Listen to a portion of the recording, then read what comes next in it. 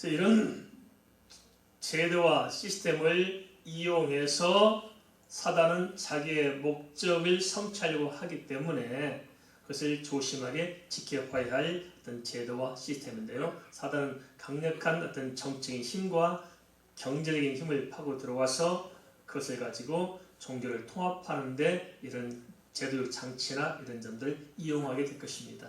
우리가 그것을 잘 살펴보라는 것입니다. 그 수를 세우란 말은 뭐 숫자 노름을 하라는 것이 아닙니다. 사람들이 잘못 알고 유대 사람들이 썼던 어떤 암호화했던 숫자를 가지고 암호화하는 게마트리아 기법을 가지고 자꾸 이렇게 풀어보려고 하는 거거든요. 그래서 알파벳 순서에 따라서 숫자를 하나씩 이렇게 대입해서 더하고 빼고 곱하고 나누고 해가지고 660을 만들어내서 인위적으로 만든 숫자를 가지고 그 사람이 바로 적그리스도다 이렇게 주장하는 것인데요. 성경이 그런 것을 말하는 것이 아니고 수를 세우란 말은 자세하게 좀 분별하고 살펴보라 이런 의미를 가지고 있다는 것입니다. 자꾸 이런 것들에 이렇게 신경 쓰는 이유가 뭐냐면 마지막 시대는 세계 단일 정부가 들어선다고 주장합니다. 그래서 뉴 월드 오더, 그래서 하나의 정부가 들어서서 완전히 이렇게 전 세계 사람들 다 통제할 것이다 이렇게 말하고 그 통제 수단이 바로 영유표다. 하니까 우리 큰일 났다. 영유표를 받으면 안 된다. 그래서 지금도 뭐 역전에 가면 뭐 베리치비 영유표라고 피켓 들고 다니는 사람도 있고 여기 이상한 쪽으로 이렇게 끌어가는 사람들이 많이 있습니다. 그러다 보니까 우리 기독교인들이 그래서 막 은혜를 받고 막 몰려가고 애들이 그러는지 모르겠습니다. 왜 그런 것을 이렇게 쉽사리 가는지 참 답답하기도 합니다. 그러나 전 세계는 절대 단일 정부가 들어설 수가 없습니다. 그 사람들이 말하는 것은 이렇게 다니엘서에 나온 신사를 가지고 이야기하는데요. 마지막 신사에 나중에 보면 어떻게 돼요? 발가락이 10개로 나눠지잖아요. 그러니까 이 시다 뭐다 막 이렇게 하는데 말이 안 됩니다. 그래서 뭐냐면 세계는 갈수록 다양하게 분화되어 갑니다. 통합되어 가는 것이 아니고요. 다 분화되어 가는데 절대 단일 정부는 들어설 수 없습니다. 그러면서 불과 이 사람들은 단일 정부 된다는 주장이 뭐냐면 화폐가 없어지고 이제 카드가 나왔지 않느냐. 이제 카드 없어지고 전 세계가 서로 이제 전 세계 은행이 하나 통합되면서 서로 이제 화폐도 없이 서로 주고받게 될 것이다. 그러니까 그렇게 해서 단일 정부를 설 것이다 하면서 라스트 플래그 마지막 깃발이라는 것들도 이렇게 한게 많이 보급됐어요. 그래서 구체적으로 이렇게 마지막 단일 정부가 이렇게 추진되고 있다 하면서 많은 설득력을 가지고 이렇게 많이 현혹해 왔습니다만은 결국 단일 정부는 세우지 않을 것입니다.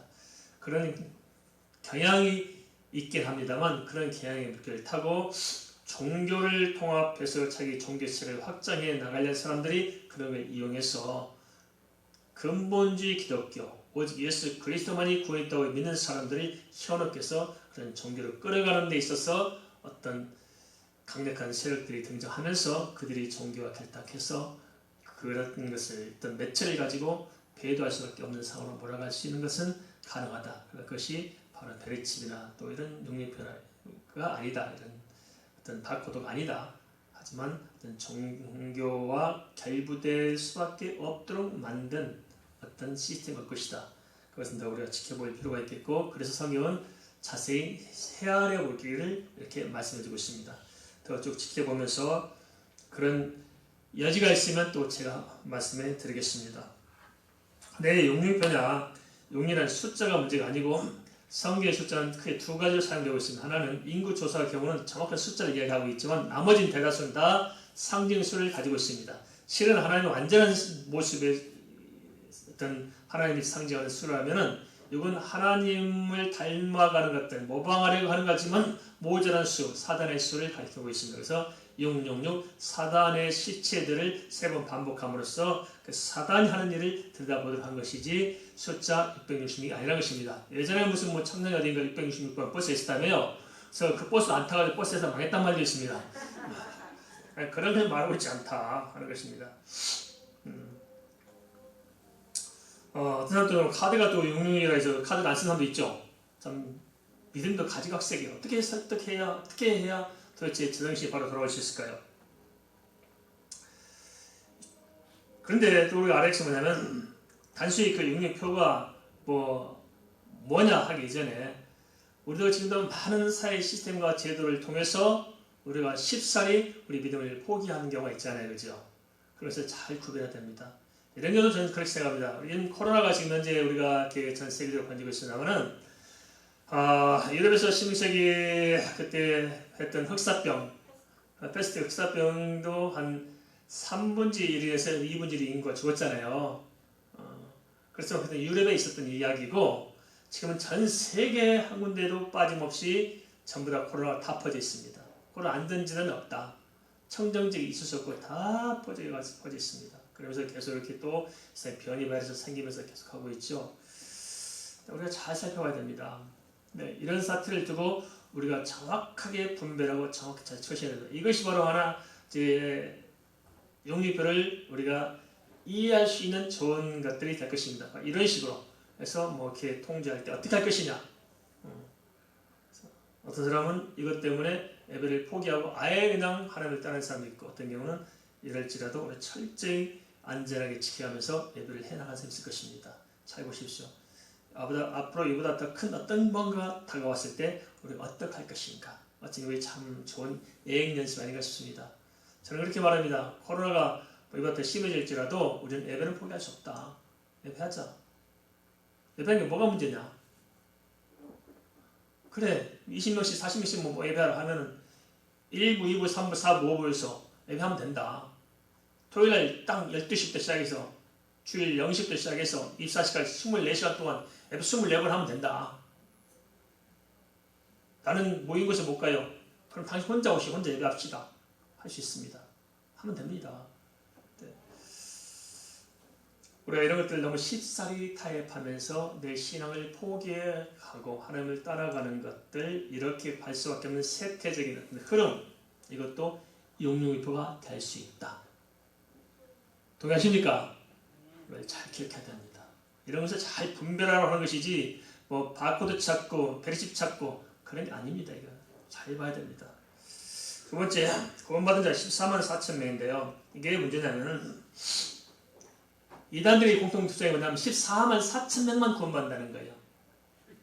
14만 4천 명만 또 천년 왕국에서 천년 동안 실제 왕이 돼가지고 뭐 지배하고 권세를 행하면서 산다는 거예요. 그래서 자기들 속에 들어오지 않으면 14만 4천이 안 되니까 구원 못 받는다는 겁니다. 신천지가 그랬거든요. 그러니까 열심히 집을 떼쳐나가고 뭐 학교를 팽개치면서 14만 4천 명 채우려고 열심히 했습니다. 14만 4천 명 되면 이제 이 사상이 끝나고 천년왕에 들어가고 제가 왕이 되니까 내가 왕이 되면 가정도 다시 불러들이면 되고 학교도 그때 할 일이고 왕인데 내 마음대로 할 수 있다고 생각하기 때문에 열심히 했습니다. 지금 22만인가 23만인가 되고 곧 좀 있으면 30만 될 거예요. 그리고 또 문제가 생겼는데 14만 4천이 넘어서 섰으니까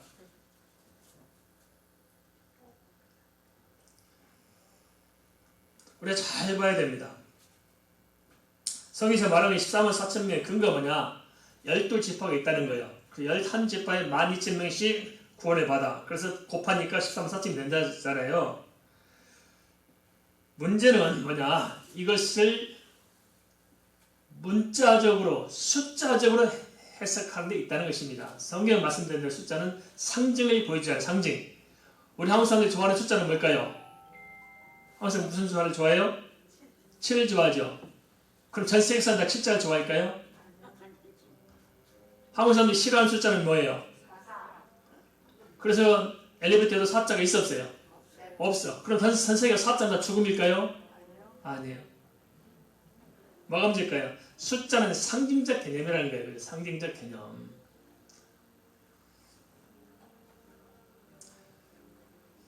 그것을 증거할 수 있는 게 성경에 여러 군데 나와 있습니다. 문제는 각 지파마다 12,000명씩만 구원받는다면 지파가 어떤 데는 수가 많고 어떤 적잖아요. 그럼 공평해요? 불공평해요? 불공평하잖아요. 100명이 하나씩이라 하든지 하지 지파 수가 다 다른데 똑같이 12,000명 구원받는다면 이건 문제가 생기고요. 또 하나 주파 자체가 또 이렇게 정확하지 않아요. 야곱이 창세기에서 안수했던 지파에는 네 지파도 있었고 단지파도 있었어요. 그러다가 이제 출애굽에서 광야에서 할 때는 네 지파가 빠지잖아요. 기업 분배할 때도 빠지고. 그런데 다시 요한계시록에서 와서는 또 지파수 또 변동이 생겨요. 지파에 대한 구분이 달라져 가지고 요한계시록에서는 요셉 지파가 있고 또 요셉의 아들인 에브라임은 빠지고 므낫세가 들어가서 므낫세 지파가 생겨요. 그리고 단지파는 없어졌어요. 또요. 그럼 단지파는 없으니까 못 받았을까요? 그에 대해서 할 말이 없으니까 뭐라 하냐면 단지파는 사단의 지파다. 그래서 단지파는 빠졌다. 또 이렇게 주장하고 있거든요. 그러면 요셉은 요셉 지파가 있고 야곱의 아들은 요셉이니까 요셉 지파가 있는 건 맞는데 지금 므낫세는 요셉의 아들이잖아요. 근데 한 몫의 지파를 차지하고 있고 똑같은 요셉의 아들인 에브라임은 빠져 있습니다. 공평해요? 불공평해요? 불공평하죠. 이걸 말한 것이 아닙니다. 왜냐하면 그것에 성경 관점이 있는 것이 아니고 성경은 14만 4천이라는 의미가 뭐냐? 또 열지파라 무슨 말이냐? 모든 지파, 모든 선택한 하나님의 작정한 사람들이 다 빠짐없이 구원받는다는 것을 14만 4천으로 표현해주고 있다는 것입니다. 이해되십니까? 그래서 그걸 말해주고 있어요. 만일에 문자적으로만 따진다면은 우리 한국 사람은 구원을 받을 수 없어요. 신천지도 구원 못 받아요. 신천지가 지금 자기들이 뭐 지파 찾고 하는데 신천지가 주장하는 지파와 성경 지파는 달라요. 신천지 한국 사람들 지파로 나눴잖아요.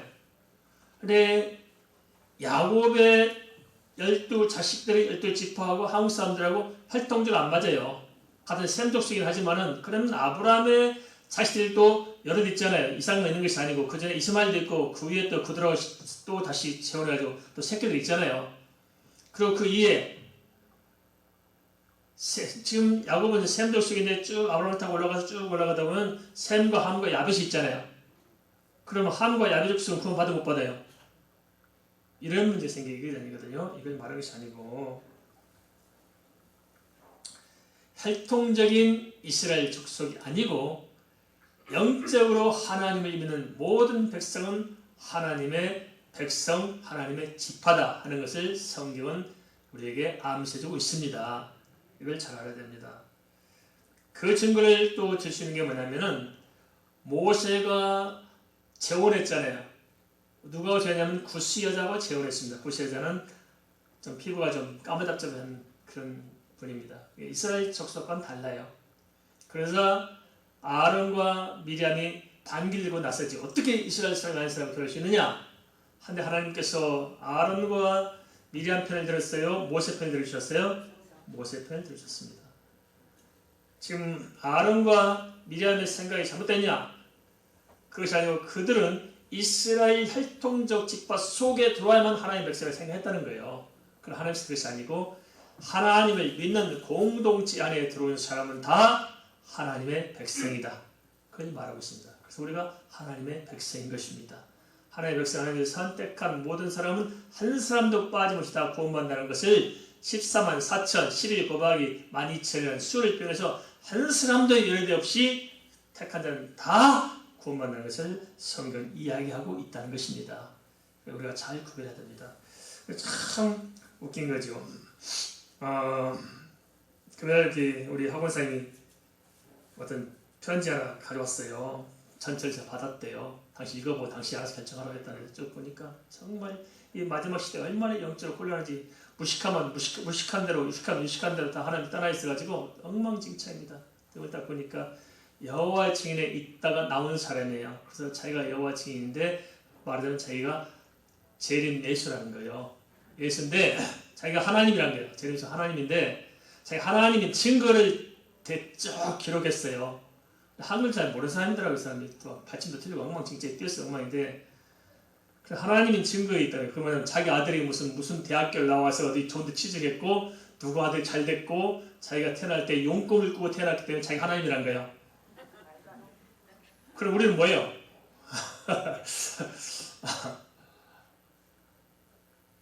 정말 웃기잖아요. 그리고 또 하나 어제 제가 그 무슨 텔레비전에 나오대요. 뭐 허씨 플러스 경씨 플러스 영치 허경영씨에 대해서 다른 방에서 봤어요. 허경영이가 무슨 뭐 하나님이라네요.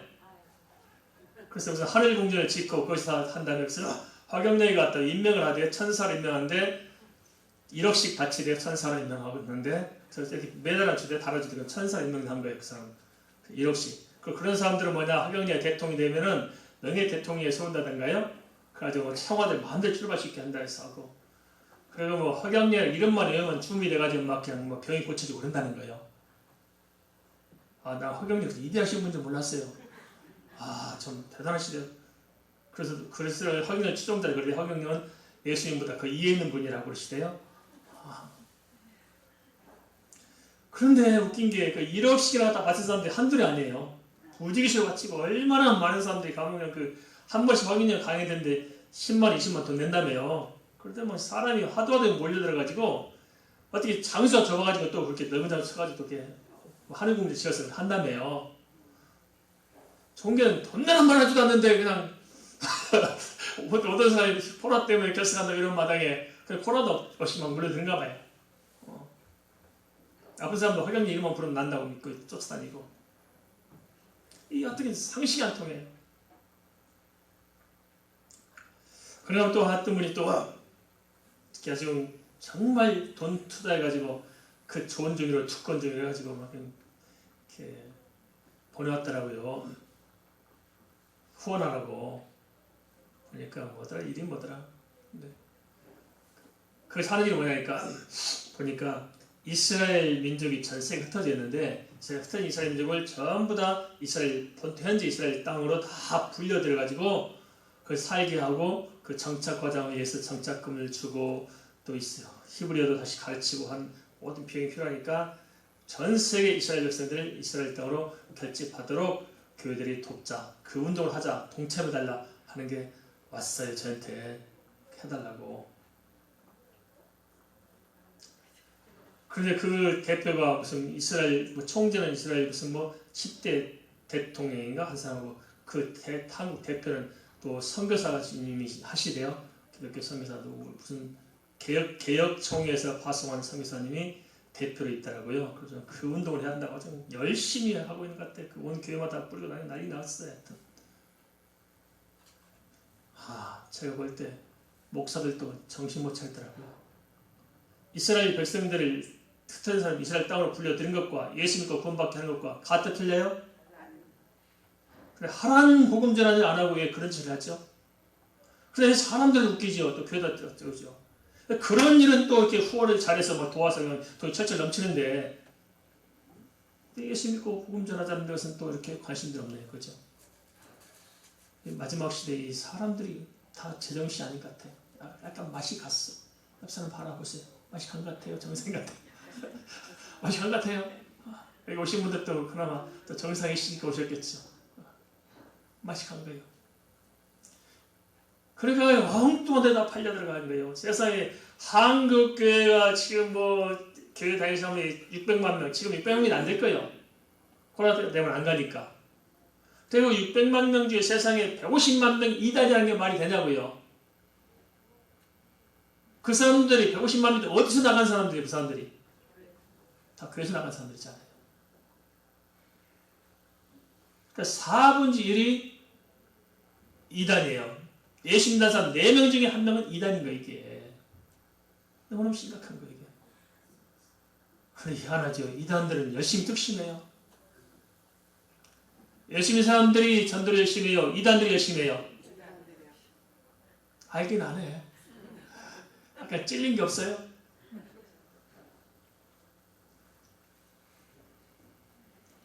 이게 마지막 시대의 영적인 상황을 우리에게 단면으로 보여주고 있습니다. 속지 마시 바랍니다. 구원은 민족적인 구원이 있는 것이 아니고 예수 그리스도를 믿는 자가 구원을 받습니다.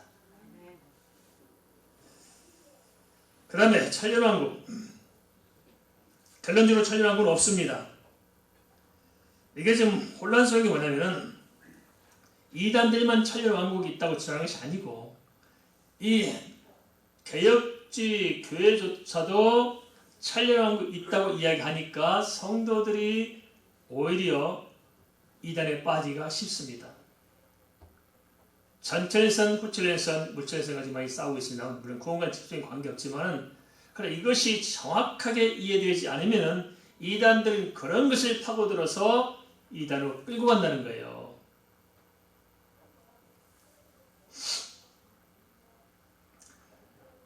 이단을 어떻게 말하냐? 이 1000년 동안 이 땅에서 왕국이 세워지고 14만 4천 명이 다 왕이 된다는 거예요. 자기들이. 그러면 구원받은 사람이 14만 4천 명밖에 없고 자기들이 14만 4천 명인데 자기들이 다 왕이 됐으면 백성은 누가 있어요? 최소한 왕국이 14만 4천이 생겨야 할 거 아니겠어요? 그죠? 왕국이 하나인데. 그리고 중요한 것은 성경 천년 왕국이라는 단어 자체가 없습니다. 그런데 천년 왕국을 자꾸 주장하지. 성경 없는 말에 주장하죠. 천년 동안 왕노를 한다는 말을 하고 있는데 이 왕노도 잘 이해해야 됩니다. 왕이 된다는 말이 아니고 예수 그리스도와 함께 왕노 한다고 그러거든요. 그래서 무슨 말이냐? 예수 그리스도의 은혜 안에서 주님이 주신 그 자유된 권세를 은혜 가운데 누리는 것을 왕노를 한다고 성경이 이야기하고 있는데 왕이 된다고 이야기하고 있다는 것은 그건 너무 어불성설입니다. 말이 안 맞습니다. 사람이 죽으면 낙원이나 음부에 있다가 재림 후에 부활체를 입고 영원한 천국으로 옮겨가든지 영원한 지옥으로 가게 됩니다. 영원한 천국, 온 우주가 범우적인 죄의 재림이 성취될 때 주님의 재림과 더불어서 영원한 천국으로 옮겨진 그것을 앞서 성경은 어린 양의 혼인잔치, 천국잔치로 성경이 이야기해주고 있는 거예요. 그리고 끝나는 것이지 그렇게 해놓고 또 천년왕이 이 땅에 세워지고 또 주님이 가셨다가 천년이 다시 와서 또 천년 끝때쯤에 사단을 풀어가지고 사단이 확 해가지고 그때 또 다시 한번 믿음을 지킨 사람은 구원받고 아닌 사람은 죽는다. 지옥 간다. 성경이 이렇게 말하고 있지 않습니다. 그건 다 소설이다.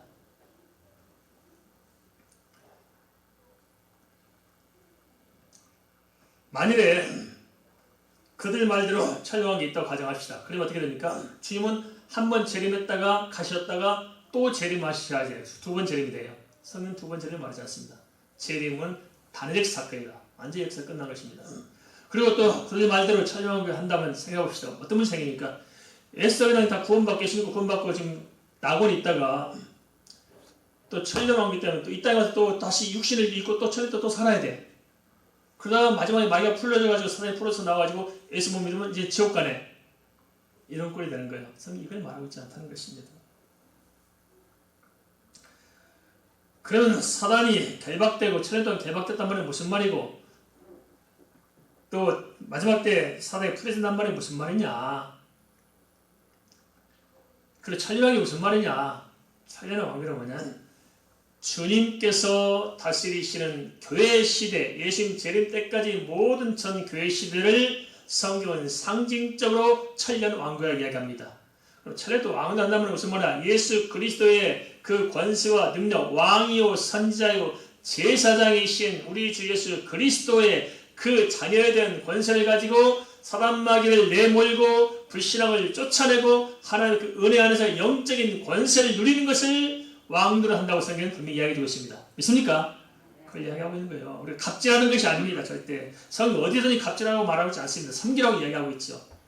성경을 엉터리로 푸는 것입니다. 인간이 욕망으로 정욕적으로 성경을 풀어내는 것입니다. 성경은 영의 이야기를 하고 있는데 이 사람들은 육신으로 풀어내고 있다는 사실들을 잘 구별해야 됩니다.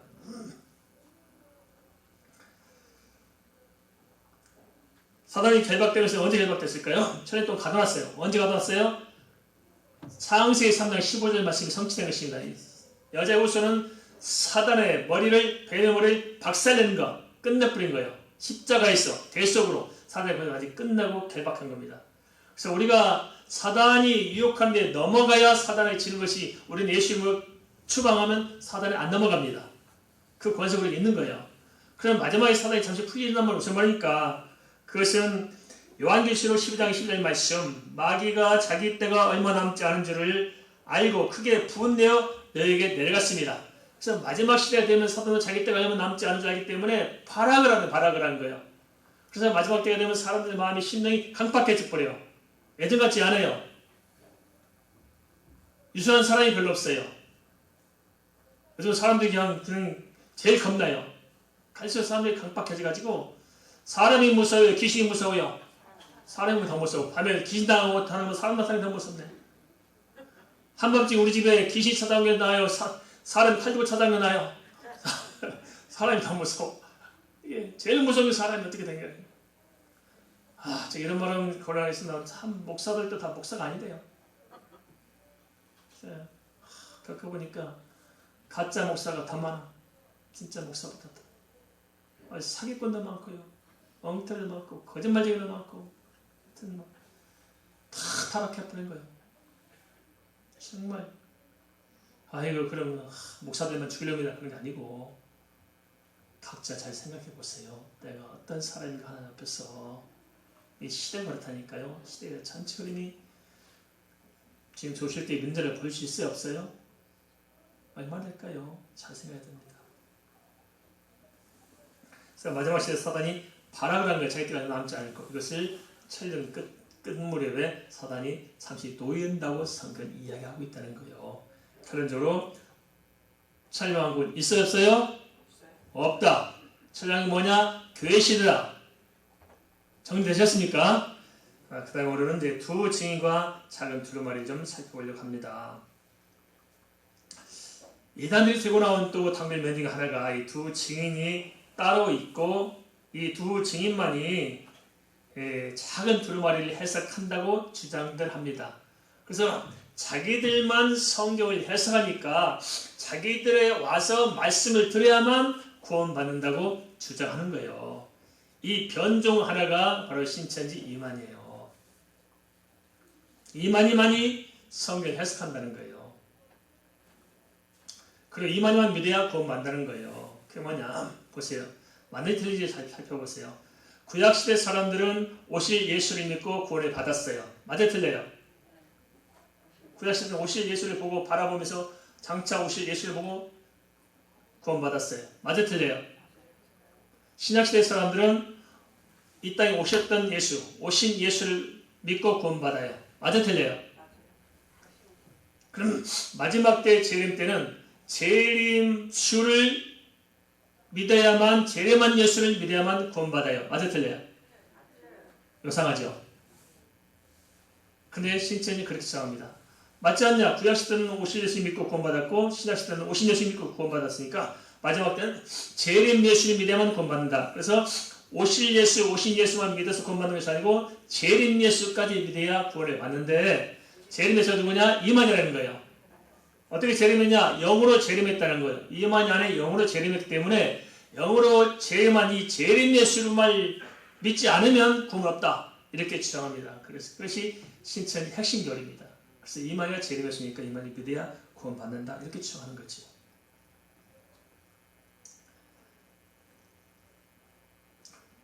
그 사람이 주장한 것이 바로 또 참 여러 이단들마다 말하는 소리 다 달라가지고 뭐 짧은 시간 다 정리하기 어렵습니다만 대체로 보면은 그 직통계시를 주장합니다. 이단들 공통된 특징 직통계시. 그래서 기록된 성경 말씀과 좀 부족하다는 거예요. 그래서 많이 감추는 두루마리, 작은 두루마리 뭐냐면 말씀 때 주신 하나님께서 주신 특별한 직통계시의 말씀이 있다는 거예요. 그 말씀을 들어야만 된다고 얘기하는 거죠. 그러면서 때를 따라 양식을 나눠줄 자가 누구냐? 그런 종이 복이 있다고 말하는 말씀을 들고 때에 따라 하나님의 말씀이 다르다는 거예요. 교회시대는 교회시대의 말씀이 있었어요. 구약시대는 구약시대의 말씀이 있었어요. 종말시대는 종말시대의 말씀이 따로 있는데 이것은 작은 두루마리. 이 말씀은 하나님이 특별히 쓰는 두 증인에게 이 말씀을 주었다. 그래서 그 말씀을 그 종말시대 사람들은 그 말씀을 들어야만 구원을 받고 그 때를 따라 주는 그 말씀을 주는 그 종말 말씀을 주는 자가 지혜로운 종이다. 맞아요? 틀려요? 그래서 하지요. 속지 마시기 바랍니다. 하나님의 기록된 말씀에 직통계시 있어요? 없어요? 없습니다. 그럼 뭐냐? 그것은 성령께서 말씀을 깨달아 알도록 조명하신 것입니다. 주님의 말씀을 제자들이 들었어요. 지금 살아계실 때. 그렇지만 깨달았어요? 몰랐어요? 몰랐어요. 그러니까 성령께서 오시면 내가 너에게 가르친 것이 생각나게 할 것이다. 하는 성경이 조명을 말하고 있는 것이지 다른 계시가 또 다른 계시가 따로 감춰진 계시가 다시 있다고 직통계시가 있다고 절대 말하지 않습니다. 이걸 조심해야 된다. 모든 이단들은 그 직통계시를 주장하고 자기들만이 또 성경 해석할 수 있다는 그런 것을 주장합니다만 여기에 속으면 곤란합니다.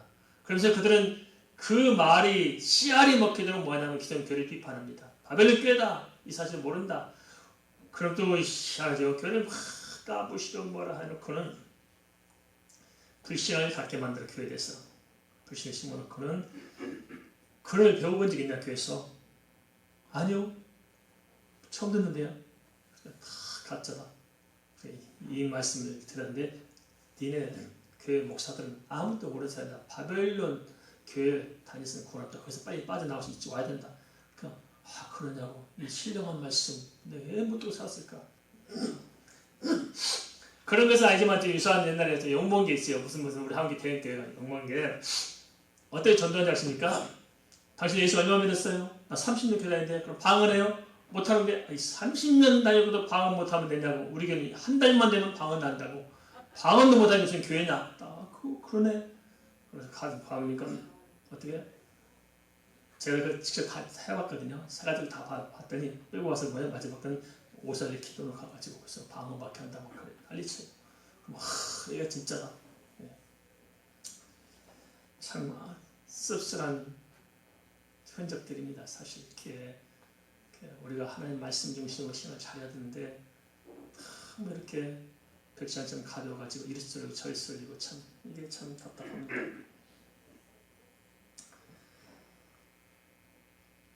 작은 두루마리는 직통계식 아니고요. 때가 되면 하나님께서 성령이 조명하셔서 열어가는 거예요. 시대에 따라 여러 가지 말씀을 쭉 열어서 보게 한 거다. 하지만 하나님의 말씀이 다 완성되어 있어요. 다니엘서는 BC 586년에 또 589년까지 이 기간 안에 기록되어 있다고 봅니다. 근데 그 당시에 다니엘서가 기록될 당시에 오늘날 이 첨단 정보 시대에 대한 사회 상황을 이해할 수 있었을까요? 그건 어려울 것일 거예요. 그래서 때가 되면 알 수 있는 부분이 있습니다. 분명. 그래서 성경은 봉함하라는 말씀으로 하고 있어요. 봉함해뒀다. 그때가 되면 알게 될 것이다. 마지막 때는 많은 사람이 빨리 왕래하며 지식이 더하리라고 언급했는데 도대체 많은 사람이 빨리 왕래하는 말이 무슨 말이고 지식이 더한다는 무슨 말인지 다니엘 시대는 하나님의 말씀 듣긴 들었는데 깊게 모르는 거예요. 하지만 우리 이 시대에 사는 사람들은 사람이 빨리 왕래한다는 말, 지식이 더한다는 말 이해돼 안 돼요? 이해돼요. 우리가 10년, 20년, 30년 전만 한번 돌이켜보십시다. 그때만 해도 사실상은 되게 한양길 가려면 보통 문제가 아니었어요. 그죠? 한양 천리길 찾고 노래도 있잖아요. 지금은 KTX 타면 한 3시간, 4시간이면 웬만하면 다 가요. 제주도 가는데 얼마나 걸려요? 요즘 제주도 가는 것이 지방 가는 것보다 더 빨라. 비행기 타면 40, 50분 끝나버리잖아요. 금방 가. 상상이 안 된 거예요. 근데 앞으로는 더 빨라질 거예요, 이제. 요즘 열차가 무슨 무중력 상태에 다니는 열차가 개발되는데 가면 이거 엄청난 속도로 상상할 수 없어요. 어떻게 과거 이해했을까요? 이런 시대에 이 사람의 지식 세계 속에서 볼 때 우리가 깨달아 아는 부분이 많고 하나님의 말씀이 밝혀진 것들이 참 많죠. 이제 알 수 있죠. 이것을 성경은 마지막 때까지 봉합한 것이고 마지막 때가 되면 열릴 거라는 것을 말씀해주고 있다는 것입니다.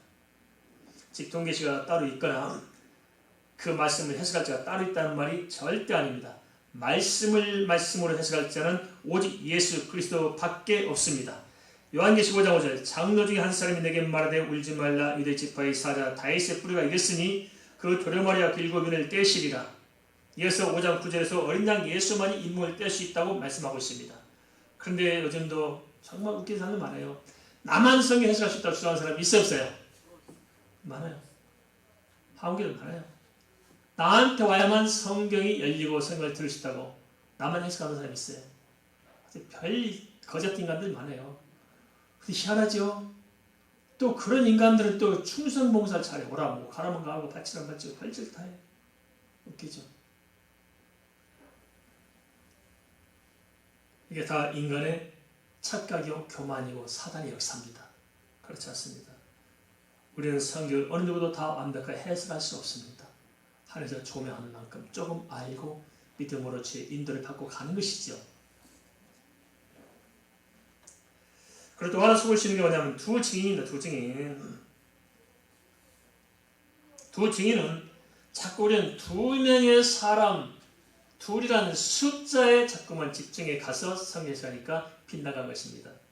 성경의 두 증인을 이야기하고자 해서 뭐라 말하냐 한번 보시겠습니다.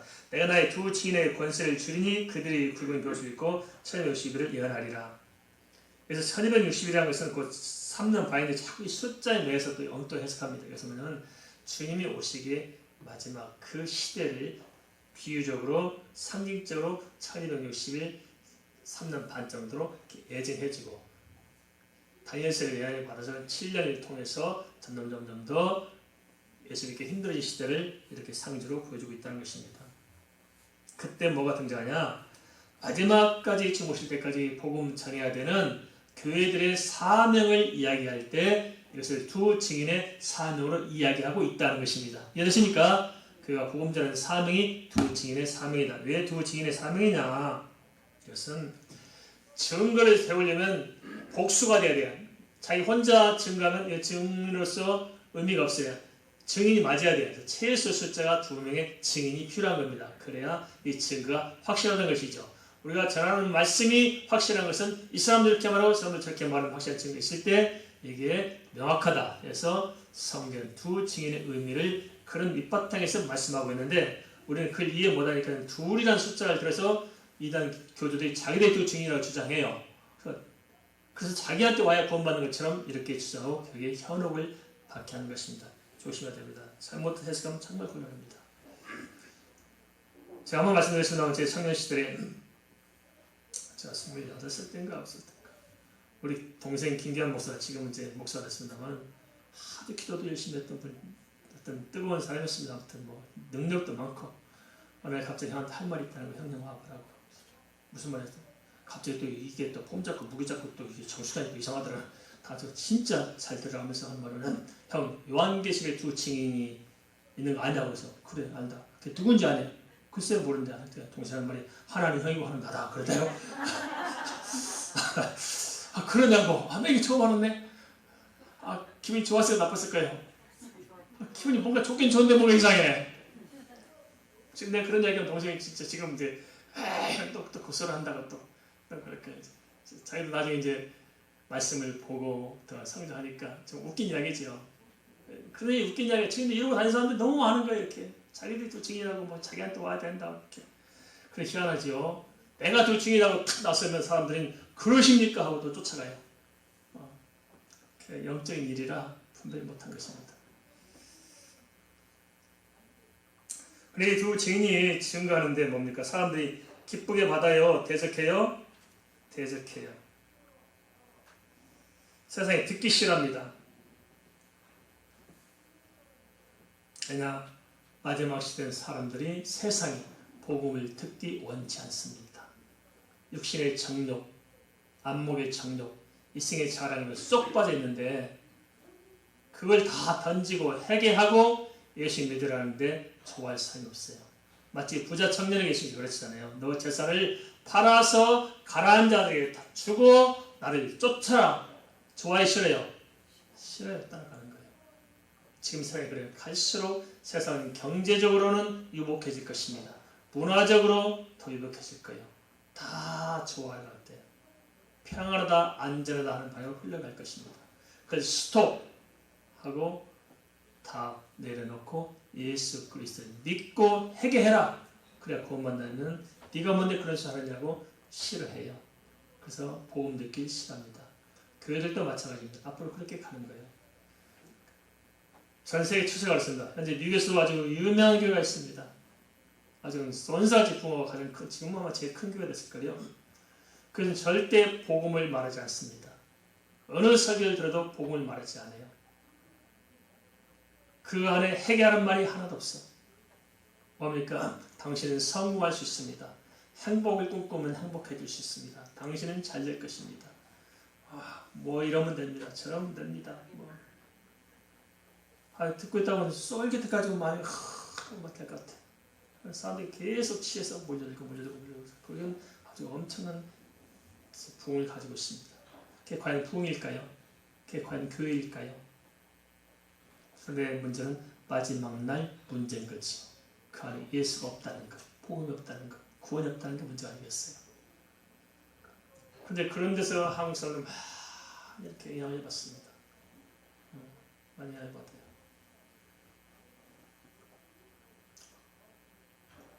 보통 심각한 문제가 아닙니다. 그래서 교회들도 교회가 부흥되려면 그런 식으로 가야 돼. 그래야 사람들이 쏠깃하고 모일 거 아니겠어요. 근데 우리 좋은교처럼 회개하고 예수 똑바로 믿읍시다 하면은 아이고 또 그 소리냐 이렇게 아니겠어요. 아이고 뭐 그러냐 맨날 지루한 거요. 우리 뭐 초등학생을 하냐 맨날 그런 소리 하고 있느냐. 좀 고상한 소리 참 뭐 못 들어오는 소리 해야지. 그러나 성경 어디 봐도 못 들어오는 소리 있어요 없어요? 없어요. 성경은 까니마 도로가고 도로가니면 또 가고 또 까니면 또 가고 또 까니면 다시 가. 그죠? 상수 영실까지 계속 좀. 그런데 문제는 사람들이 얼마나 강박한지 그래도 안 변한다는 거예요. 성경은 결코 인간에게 지식을 주려 하는 것이나 만족을 주려는 것이 아니고 생명을 주려고 하기 때문에 그렇습니다. 교회도 마찬가지입니다. 지식을 주고 재미를 주고 뭐 세상을 성공시키는 무슨 뭐 훈련을 주고 그건 세상이 더 잘해요. 은과 금은 내게 없거니와 내게 있는 거 내게 주노니 예수 이름으로 일어나 걸으라. 교회는 예수 그리스도 복음을 주는 것이고 생명을 주는 것이고 사람을 살리는 거예요. 이게 중요한 거예요. 이게 교회입니다. 근데 사람들은 갈수록 그걸 싫어할 거예요. 안 받아들여요. 바람나서 도망다니고 뭐 둘이 사는 사람한테 당장 헤어지고 회개하고 돌아서서 너네 각 본 가지고 돌아가면 좋아해 싫어해요? 싫어해. 그래도 많은 사람들은 경험자인 것 같아요. 그렇지 않겠어요? 거기다 대고 당신 진체가 뭐냐 하면 기분 나빠요. 그래서 교회에 몰렸어요. 가늠하지 말라 회개하시오. 저도 믿다면 이게는 못될 동네네. 아이고 죄졌어요? 괜찮아요. 아무렇지 않아요. 그냥 한번 회개하고 나면 끝난 거지 뭐. 그렇습니까? 괜찮아요. 아이고 이 교회는 참 좋네. 밖에서 열심히 저희가 돌아서 괜찮아요. 아이고 좋네. 한국만 많이 해요. 아 그래 돈 그래 양심 같이 시간 돈 100만 한 거 같이 하고 나면 괜찮아요. 아 이제 돈 100만 원 저희를 씻었어요. 스스로 면접을 팔고 앉아있잖아요. 그렇죠? 구원 없습니다. 알겠습니까? 세상이 싫어해도 내 마음이 싫어도 복음을 드려서 합니다. 생명은 예수밖에 없습니다. 이것을 마지막까지 전할 사명이 교회에 있는 것이고 그것이 두 증인의 사명임을 교회는 이야기하고 있고 별도의 다른 두루마리 뭐 다른 작은 두루마리가 있어서 별도의 직통이 있는 것이 아니고 하나의 말씀 이 시대에 정확하게 깨달고 바로 증거하는 열려지는 것 그것이 바로 이 시대에 주어진 사명인 것입니다. 마지막으로 재림의 시기에 대해서 한번 살펴봤으면 좋겠습니다. 예수 그리스도의 재림에 대해서는 양극단을 조심해야 됩니다. 뭘 조심하라고요? 양극단. 한쪽은 아직 재림이 없다고 생각하고 무관심하는 거예요. 1992년 뭐 예수 재림한다니 없었잖냐?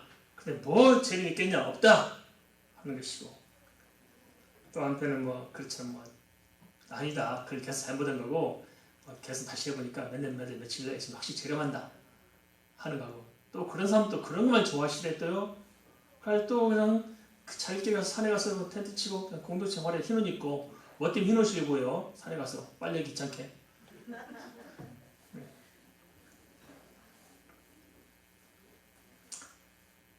요한계시록 어떻게 말씀할까요? 요한계시록 22장 20절 이것들을 증언하는 이가 이르시되 내가 진실을 속히오리라 하시간 아멘 주 예수여 오시옵소서. 계시록은 예수님의 임박한 재림을 명확하게 전제하고 있습니다. 그리고 거기에 대해서 성도들이 소망을 가질 이유가 있음을 다시 말씀하고 있습니다. 베드로전서 1장 20절은 예수님의 초림 때가 만세 때임을 알려주고 있습니다. 예수님 오실 때가 만세 시작했거든요. 초림 때가. 그런데 왜 이렇게 재림이 늦어지는 것이냐? 요한계시록을 기록한 연대는 대체로 도미티아누스 황제 때인 AD 91년에서 96년 그때로 추정되고 있습니다. 그때로부터 계산하더라도 벌써 1600년이 지났는데 여태 재림은 이루어지지 않고 있습니다. 그러자 베드로후서 3장 4절에도 당시 초대교회 사람들이 갈등하는 문제를 기록하고 있는데요. 재림을 조롱한 이들이 이렇게 말합니다. 이르되 강림하신다는 약속이 어딨냐? 조상들이 잔 후로부터 만물이 처음 창조될 때와 같이 그냥 있지 않느냐? 이렇게 말합니다. 당시에 이런 의구심들이 교회에 쫙 퍼져온 것입니다. 그렇게 말하는 이유가 뭐냐? 베드로후서 3장 3절은 말세에 조롱한 자들이 자신들의 정욕을 따라서 그렇게 말한다고 합니다. 무슨 말이냐? 하나님도 모두 필요 없고 내 정욕을 중심으로 살고 싶은데 자꾸 말세가 오니 뭐냐 하나님 복이 어떠니 하니까 싫은 겁니다. 그것을 부인하고자 그렇게 억지를 쓰는 거라는 것입니다. 그리고 베드로후서 3장 5절은 그런 식으로 말한 이유를 다시 말씀하시는 뭐냐면 하나님과 하나님의 창조를 일부러 잊으려고 한다는 것입니다. 하나님께서 분명히 말씀하신 대로 창조가 되었다는 사실들을 보면서도 그것을 부인함으로 말미암아서 재림을 부인함으로써 자기 정욕들을 살 수 있는 어떤 명분 또는 어떤 안심거리를 만들고자 하는 것입니다. 그렇지만 베드로후서 3장 9절은 곧장 이어서 뭐라 말씀하시냐면 경건하지 아니한 사람들에 대해서 심판의 날이 있음을 다시 밝히고 있습니다. 그럼 도대체 왜 자꾸만 재림이 연기되느냐? 그것은 베드로후서 3장 9절 말씀입니다. 주의 약속은 어떤 이들이 덜리다고 생각하는 것 같이 닫은 것이 아니라 오직 주께서 너희를 대하여 오래 참으사 아무도 멸망하지 않냐고 다 회개에 이르기를 원하시느니라. 그러니까 재림이 계속 연기된 이유는 뭡니까? 회개할 자가 회개해야 되는데 아직 회개 안 하고 있으니까 시간을 좀 준다는 것입니다. 저도 개인적으로 이런 생각입니다. 어떤 경우는 하나님 진짜 오늘 이렇게 주님의 재림이 있으면 좋겠습니다. 주님 오늘 오시면 얼마나 좋아요. 그렇게 하다가 가만히 생각해보니까 무슨 얘기냐면 어때 동생이 예수 안 믿는다 큰일 났다. 아이고 주님 취소입니다. 오늘 오시면 안 됩니다. 동생 예수 믿을 때까지 좀 기다렸다가 갔다 오십시오. 그러면 생겨 안 생겨요? 생길 이것이 하나님의 마음이라는 것입니다. 하나님께서도. 그래서 사람의 생각은 뭐 심판이고 재림이고 여기에 필이 꽂혀 있지만은 하나님 입장에서는 그것이 아닙니다. 심판이 아니라 구원의 하나님의 목적이 있는 것이고 예수님의 재림의 그 날짜의 목적이 있는 것이 아니고 인간을 구원하는 하나님의 구속사를 완성하는데 하나님의 시각이 꽂혀 있다는 것입니다. 그래서 주님께서는 택하고 작정한 자를 다 구원하기를 원하시기 때문에 기회를 주고 또 주고 또 주는 것입니다. 우리가 한 가지 생각해 볼 점이 있습니다. 뭐냐면 천년이 하루 같고 하루가 지났단 말이에요. 그래서 베드로 3장에서 다시 말씀하고 있는데 이 하나님의 시간적 개념과 인간의 시간적 개념은 다릅니다. 하나님의 시간을 창조하신 분이잖아요. 시간도 창조물이니까요. 시간과 공간 물질을 창조하셨잖아요. 우리는 하나님이 창조한 시간과 공간 물질 속에서 살고 있습니다. 그래서 시간을 창조한 시간 속에서 우리가 시간을 생각하는 것과 시간을 창조한 그 시간 밖에서 우리의 시간을 생각하는 하나님의 시간적 개념이 같을까 다를까요? 달라요. 우리는 인간의 시간을 가지고 하나님의 시간을 이해하려고 그러거든요. 그래서 우리는 어떻게 하냐면 이 재림의 날짜도 숙명론적으로 운명론적으로 사주팔자에 맞춰서 맨날 며칠이라고 딱 부러지게 정하려는 경향이 인간의 생각이에요. 그러나 하나님은 아닙니다. 하나님은 숙명론자가 아니고 하나님은 섭리에 따라서 하나님의 경륜을 펼치신 분입니다. 이 말씀 이해되십니까? 쉽게 이야기는 이렇습니다. 의사가 있어요. 본 병원마다 치료 시간이 기록되어 있대요. 평일 날은 6시까지만 진료합니다. 딱 써 있어요. 그래 환자가 5시 59분에 와서 1분 동안 치료를 했어요. 그런데 치료를 시작했어요. 그러면 6시가 됐으니까 치료하려고 딱 주사바를 꼽아놓고 6시 땡 치면 주사바를 안 꼽고 그냥 끝나버립니까? 뽑고 치료해야죠. 그럼 6시까지 딱 정해놨지만은 지금 돌아가는 상황이 6시에 끝낼 상황이 아니기 때문에 치료해야 될 거예요. 7시가 될 수 있고 8시가 될 수 있죠.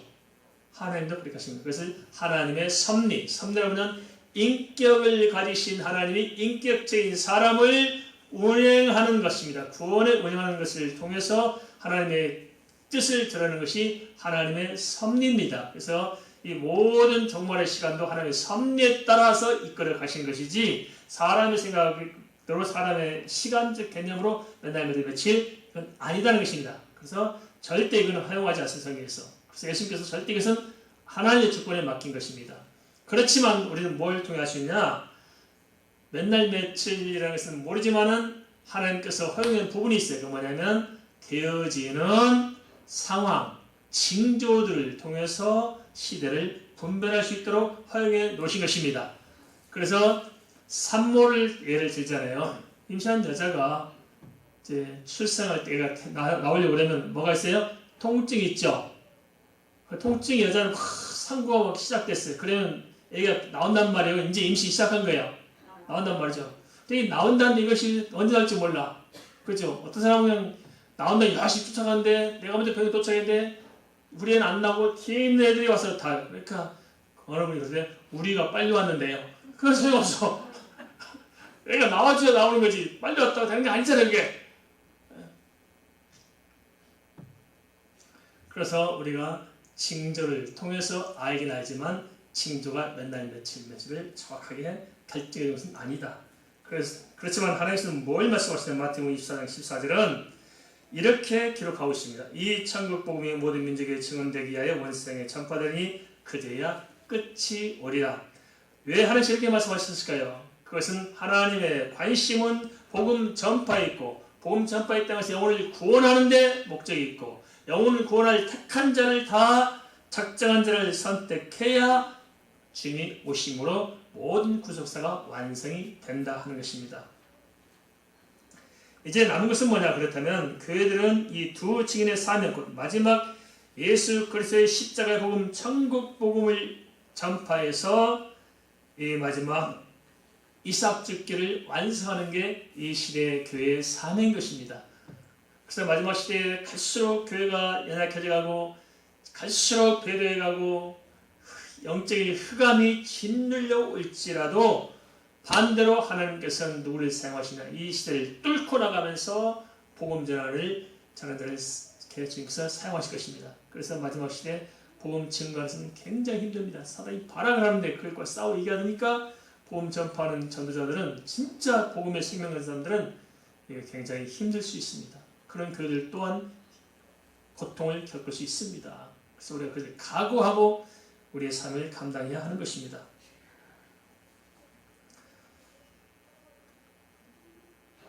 진정으로 이 시대는 깨어있지 못하면 심각합니다. 무슨 대책이 있을까요? 이제 영적으로 혼란한 시대, 배도의 시대입니다. 이제 계시록을 다 마감하려고 합니다. 마감 마당에 딱 두 가지만 말씀드리고 싶습니다. 지금까지 요한계시록을 40번을 들었습니다. 다 기억이 나십니까? 다 알겠어요? 네, 콩나물 씨로 물을 주면 물이 콩나물 씨에 있어야 다 빠져요. 콩나물 다 먹은 거야, 안 먹은 거야? 다 빠져버렸어. 그래도 콩나물은 자라. 그렇죠?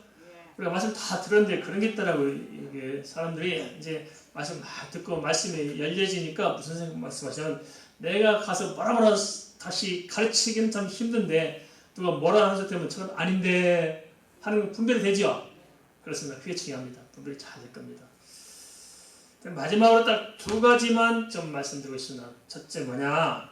다 잊어버리더라도 좀 두 가지만 기억하자. 하나는 영적인 정체성을 바로 갖자. 그 말은 무슨 말이냐? 진짜 내가 예수님의 사람이냐? 종교인이냐? 내 자신을 정확히 하자. 진짜 거듭난 사람, 주님이 나의 주님이요 나의 그리스도가 되는 사람. 그 영적으로 좀 정확하게 내가 좀 분명하게 예수님의 사람으로 좀 변화되자 하는 것이고요. 또 하나는 이 시대가 아주 혼란스러움으로 잘 분별해야 된다. 영적인 분별력을 가지고 정확하게 분별해야만 되지. 그러면 웬만하면 다 넘어가야 되게 돼 있습니다. 제가 이렇게 말씀드리자면 참 제 얼굴에 제가 침 뱉깁니다만 목사님도 말씀 나눠보니까 정말 영적 팀이에요. 선명한 사람이 별로 없어요. 어떻게 저래 가지고 어떻게 교회 가서 어떻게 설교하고 성경 공부시키냐 싶은 정도로 너무너무 팀이에요. 엉망이에요. 그럼 성도도 어떨까요? 더 한심하지. 최소한 영적인 분별 잘해야 됩니다. 영적인 분별은 어디서 나오냐? 하나님 은혜 가운데 나오겠습니다만 주께서 성령께서 은혜 주셔서 열려져야 되고 그래야 깨달아지겠지만은 그러기 위해서 하나님께서는 겸손한 자를 쓰십니다. 겸손한 자를 은혜 주시잖아요. 이 겸손이 뭐냐? 그것은 주의 말씀, 하나님의 절대성 앞에 무릎을 꿇는 것입니다. 나는 잘못될 수 있고 부족하고 모릅니다. 하나님 말씀만이 온전하고 옳습니다. 인정해야 그 하나님의 말씀을 통해서 세상을 바라볼 때 분별이 생길 것입니다. 다 있더라도 두 가지만 기억하라고 했습니다. 하나는 영적인 정체성, 하나는 영적인 분별력. 한번 따라하겠습니다. 영적인 정체성, 영적인 분별력. 이 두 가지만 있어도 우리가 승리할 줄 믿습니다.